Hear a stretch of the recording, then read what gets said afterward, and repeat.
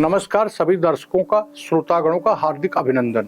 आज हम आचार्य MS पांडे राशिफल की श्रृंखला में मई महीने का राशिफल आप लोगों के लिए लेकर के आया हूं, जहां पर जिन जातकों का आज मैं शुरू करता हूं मेष राशि से। जिन जातकों का चंद्रमा मेष राशि में है, यह राशिफल मई का उनके लिए है।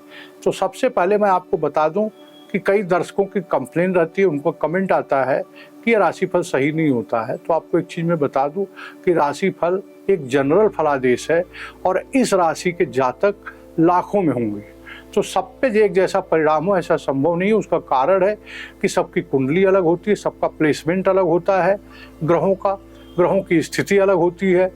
और इस प्रकार से जातक टू जातक हर जातकों का सोचें कि नहीं फल सबका लागू होगा। 30 से 40% तक फल आता है और इसके बाद इस पर दशा, अंतरदशा, प्रत्यंतर दशा का भी प्रभाव पड़ता है।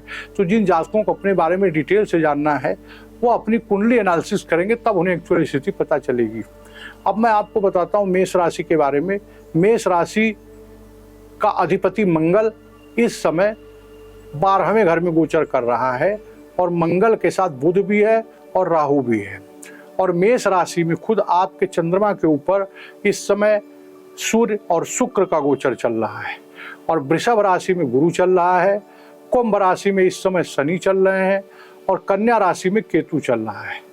इस प्रकार से ग्रहों का फल गोचर के हिसाब से मैं बताता हूं आपको। सबसे पहले एक बार फिर से बता देना चाहता हूं कि वार्षिक राशि फल में जो धीमी गति के ग्रह हैं, जैसे राहु हो गया, केतु हो गया, शनि हो गया, गुरु हो गया, इनका महत्व ज़्यादा रहता है।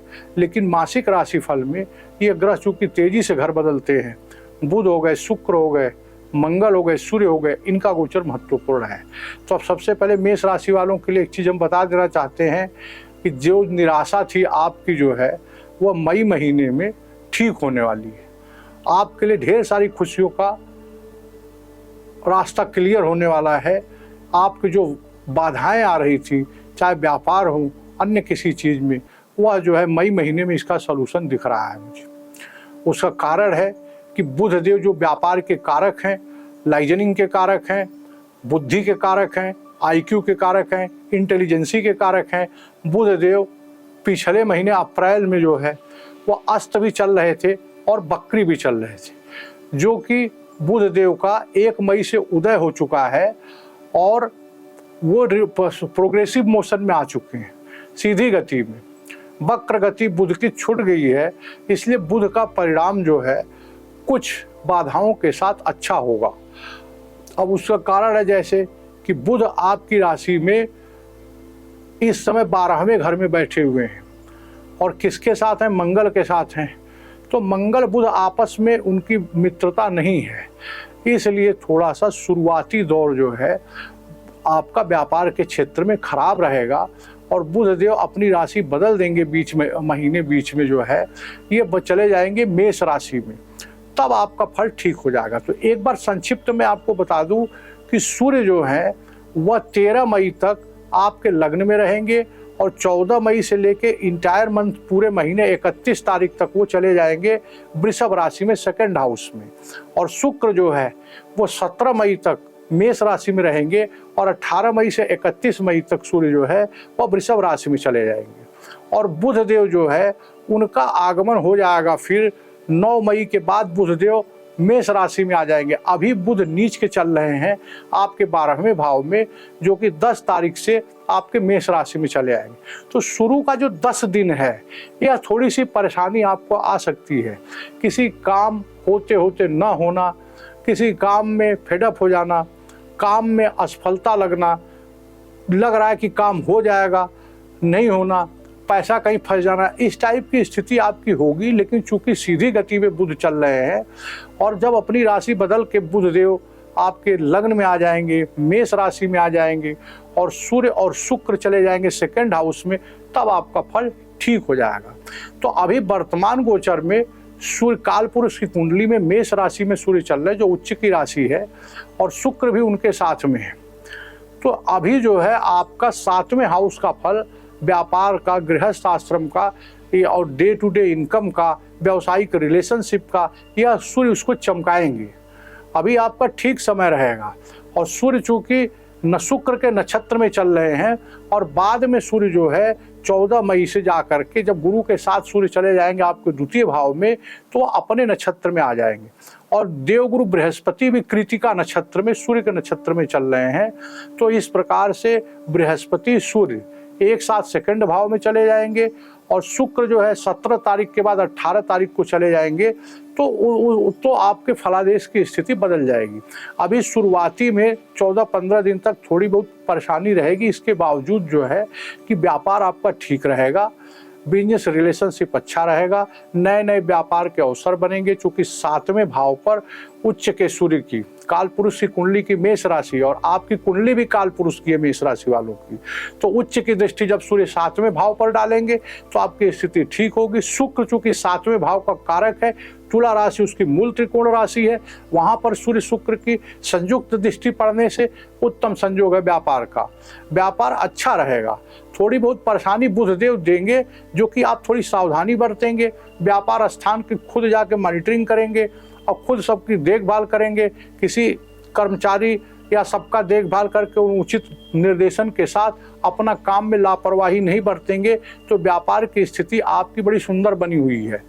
और जब बुध जो है यहाँ पर आपके मेष राशि में आ जाएंगे तो वो और भी अच्छा परिणाम होगा, क्योंकि सेकंड भाव का कारक गुरु सेकंड भाव में है और गुरु की 5वीं दृष्टि आपके 6ठे भाव पे पड़ रही है और उसकी 7वीं दृष्टि अष्टम भाव पे पड़ रही है और गुरु की 9वीं दृष्टि आपके 10वें भाव पे पड़ रही है। तो आपका जो 6ठा भाव है वह इस समय विशेष रूप से एक्टिव रहेगा, क्योंकि 6वें हाउस पे मंगल बुध राहु और गुरु इन चारों की दृष्टि रहेगी और उसके साथ साथ 6ठा भाव आपका एक्टिव रहेगा, केतु देव वहां पे मौजूद हैं। तो एक चीज होगा, परिवार में बीमारी पे पैसा लग सकता है, अस्पताल पे पैसा लग सकता है, कुछ न कुछ लोगों को एलर्जी की प्रॉब्लम, सांस की प्रॉब्लम, बुखार की प्रॉब्लम, छोटी बहुत हेल्थ की प्रॉब्लम होगी। तो उचित रूप से जो है योग प्राणायाम करके आप इस स्थिति को सुधार सकते हैं। केवल हेल्थ की स्थिति पत्नी के लिए भी ठीक नहीं है, क्योंकि शुक्र के साथ सूर्य की युति वो वाइफ के हेल्थ में आपको दिक्कत करेगी। जो है हेल्थ को अगर छोड़ दीजिए आप तो धन की स्थिति बड़ी सुंदर बनी हुई है, जो आपके पैसे फंसे हुए थे वो पैसा प्राप्त होगा। अष्टम भाव पर शनि, गुरु और मंगल इन तीनों की दृष्टि होने से अष्टम भाव से संबंधित कोई न कोई काम होगा। शनि, राहु और गुरु इन तीनों की दृष्टि अष्टम भाव पे पड़ रही है, तो एक अज्ञात भय मन में रहेगा, लेकिन कोई रुका हुआ धन प्राप्त होने की संभावना है, कोई क्षतिपूर्ति है, कंपनसेशन है, किसी तरीके का पैसा रुका हुआ है कहीं पे। जो रिसर्च के क्षेत्र में है, जो जातक जो शोध के क्षेत्र में या जो ज्योतिष के क्षेत्र में है, उनके इस समय भी अच्छा उनके लिए अवसर मिलेंगे काम करने के लिए, क्योंकि अष्टम भाव छुपा हुआ ज्ञान है, रहस्य है, छुपा हुआ विद्या है, उसके साथ साथ रिसर्च का भाव है, उसके साथ साथ कंपनसेशन, क्षतिपूर्ति, कोई रुका हुआ धन वह इस बार प्राप्त होने की संभावना है अष्टम भाव में। और अचानक से थोड़ी बहुत मुसीबत आएगी तो उसको आप सावधानी पूर्वक उसका निपटारा कर सकते हैं। दूसरी बात, शनि की तीसरी दृष्टि खतरनाक होती है। तीसरी दृष्टि शनि की विशेष दृष्टि। पर एक चीज बता दूं आपको कि ग्रहों को कुछ विशेष दृष्टियां प्राप्त है, जिसका जीवन में फल जरूर दृष्टिगोचर होता है। शनि की तीसरी दृष्टि विशेष दृष्टि होती है और उसके साथ साथ शनि की 10वीं दृष्टि विशेष दृष्टि होती है। मंगल की 4थी और 8वीं दृष्टि विशेष होती है और इस प्रकार से गुरु की 5म और 9वीं दृष्टि विशेष होती है और राहु और केतु की 5म और 9वीं दृष्टि विशेष होती है, जिसका विशेष महत्व है। अब आपका मंगल पूरे महीना 12वें भाव में रहेगा। 12वें भाव में रहने के बाद मंगल आपकी कुंडली में मिथुन राशि पड़ती है, तीसरे भाव में, जहाँ पर पराक्रम का कारक है मंगल, वहाँ का मंगल की दृष्टि पड़ रही है आपके पराक्रम भाव पे। मंगल चूंकि एफ्लिक्टेड है, इसलिए मनवांछित रिजल्ट तो नहीं देगा, थोड़ी बहुत आपको दिक्कत महसूस होगी। ऐसा लगेगा कि आप पूरी प्रयास से कोशिश कर रहे हैं, लेकिन रिजल्ट आपको उस आपके आशा जितनी आपने आशा किया है उसके परिणाम स्वरूप रिजल्ट नहीं आ रहा। मंगल पुलिस है, मंगल एम्बुलेंस है, मंगल जो है हर प्रकार के विपत्ति में आपकी सहायता करता है। लेकिन चूंकि मंगल बुध के साथ अच्छा नहीं अनुभव करता, राहु के साथ भी मंगल की दुश्मनी है, इसलिए जो मंगल एफ्लिक्टेड होने के कारण पूर्ण प्रभाव से रिजल्ट नहीं देगा। फिर भी रिजल्ट आपको प्राप्त होंगे। थोड़ी भाइयों से अनबन हो सकती है, आपकी यात्राएं, छोटी छोटी मीटिंग्स, बिजनेस से संबंधित, वह आपको जो है कि थोड़ा सा असंतुष्टि प्रदान कर सकती है, डिससेटिस्फैक्शन प्रदान कर सकती है। लेकिन अगर आप लगे रहेंगे तो ऐसा कोई काम नहीं जिसे आप न कर पाए। मेष राशि वालों के लिए बड़ा उत्तम संयोग बना हुआ है। गुरु आपके छठे भाव को देख रहा है, तो छठे भाव पे मंगल बुध राहु सबकी तो दृष्टि है।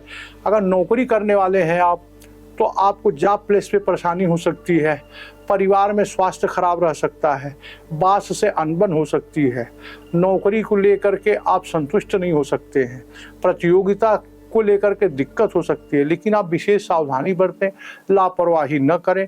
अगर आप विद्यार्थी हैं तो मन लगा करके अपनी पढ़ाई करें। थोड़ी बहुत भी लापरवाही आपको घाटा नुकसान पहुंचा सकती है। और अष्टम भाव पे शनि, राहु और गुरु, इन तीनों की दृष्टि होने से जहां एक और राहु मन में भय करेगा, वहीं दूसरी ओर गुरु जो है मदद करेंगे आपकी। जो है परेशानी कोई अचानक से आ सकती है, लेकिन उसका सलूशन भी आसानी से निकल जाएगा। इसलिए मेष राशि वाले जातक को विशेष सावधानी की जरूरत है। चूंकि शनि तीसरी दृष्टि से आपके लग्न भाव को देख रहे हैं, खुद के भाव को देख रहे हैं, आपकी पर्सनालिटी को देख रहे हैं, जहाँ पे सूर्य पहले से विद्यमान है, शुक्र पहले से विद्यमान है। तो मई महीने का शुरू का जो 10 दिन होता है वो औरत के हेल्थ के लिए परेशानी है, वाइफ के और बिजनेस रिलेशनशिप में आपको दिक्कत आ सकती है। जहाँ पे आपके किसी के साथ भी, जिस किसी के साथ भी रिलेशन है, पहला हाउस आपकी सोच का है, आपके विचार का है, तो वो थोड़ा सा मन व्यथित हो सकता है। शनि थर्ड आई से, तीसरे एस्पेक्ट से शनि आपके लग्न को देख रहे हैं, और शनि जो है वह आपके 5वें भाव को देख रहे हैं, विद्या भाव को देख रहे हैं, जहाँ पर कि वो विद्या, अगर आप विद्यार्थी हैं तो पढ़ने लिखने में थोड़ी सी मन नहीं लग सकता है।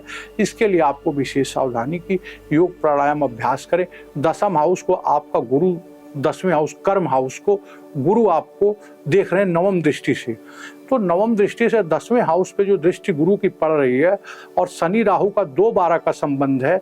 शनि 11वें भाव में बैठा हुआ, परेशानी के साथ सफलता मिलेगी, परिश्रम के साथ सफलता मिलेगी। अगर आप परिश्रम करते हैं, सतत रूप से अपने काम में रहते हैं, लापरवाही नहीं करते हैं और खुद जाके व्यापार के क्षेत्र में मॉनिटरिंग करते हैं, तो फायदा होगा। सबसे सुंदर स्थिति इस समय आपकी कुंडली में गुरु की है, क्योंकि गुरु द्वितीय भाव का कारक होकर के द्वितीय भाव में बैठा हुआ है, मित्र नक्षत्र में बैठा हुआ है, सूर्य के नक्षत्र में गुरु बैठे हुए हैं, और सूर्य भी वहां पे उनको ज्वाइन कर लेंगे। और महीने में 18 मई से जाकर शुक्र भी ज्वाइन कर लेंगे। तो सूर्य, शुक्र, गुरु, या तीनों हो जाएंगे एक साथ में। बुध हो जाएंगे आपके लग्न में। तो 7वें भाव का फल जो है, जो भी काम, मेरी एक सलाह है कि जो भी काम आप करें वह 10 मई के बाद, कोई नया काम शुरुआत करना है, नए बिजनेस के बारे में डिसीजन लेना है, कोई फाइनेंशियल डिसीजन लेना है, तो वह आप 10 मई के बाद करें। और एक तिथि आप नोट कर लें कि जब कभी भी चंद्रमा आपकी राशि से जो है मून की स्थिति 4, 8, 12वें आएगी, उस समय मानसिक रूप से कुछ व्यथित आप अनुभव कर सकते हैं, उलझन हो सकती है आपको। उस पीरियड में आप फाइनेंशियल डिसीजन लेते समय, या डिसीजन न लें, या पोस्टपोन कर दें, लें तो बहुत सावधानी पूर्वक लें। वह तिथि आप नोट कर लें, उस तिथि को आप विशेष ध्यान रखने की जरूरत है। नंबर पड़ा 13, 14, 15 मई को आपके राशि से 4थे में गोचर करेंगे चंद्रमा, और 23 और 28 तारीख को 8वें में गोचर करेंगे, और 5 और 6 मई को चंद्रमा का गोचर आपकी राशि से 12वें भाव में होगा। इन तिथियों को मन अशांत रह सकता है। इसके लिए रेमेडी एक ये है कि मेष राशि का मालिक मंगल है, जो हनुमान जी को बताते हैं।